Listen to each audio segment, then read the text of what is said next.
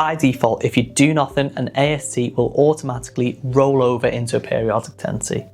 That just means it continues on a month-by-month basis under the same terms as the original agreement. When you're approaching the end of the tenancy, it's the perfect time to review the rent and see how you stack up against the current market rates.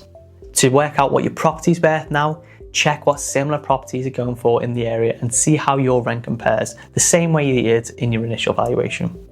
If you're charging less than the current market rate, which with the way the market is at the moment, probably is the case, now is your opportunity to bring it up to where it should be.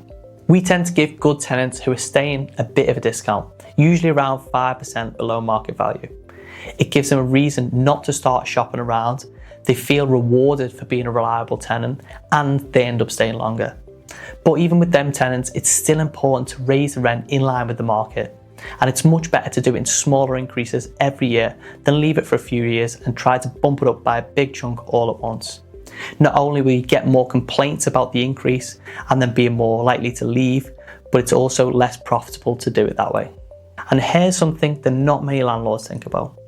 If you've got a tenant living in a property that's significantly below market rent, they'll adjust their lifestyle around that low rent.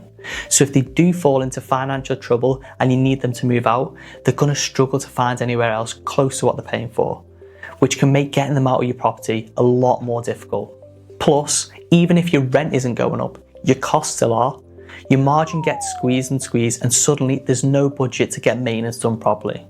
The property condition deteriorates, the tenant gets frustrated, and you're stuck in a situation where you can't increase the rent because of the condition of the property, and you can't improve the property because it's not making any money. The whole situation can be avoided by just keeping the rent in line with the market. If you want to know more about this, as well as everything else you need to know to rent your property out the right way, check the link in my bio to get free access to my ultimate letting guide.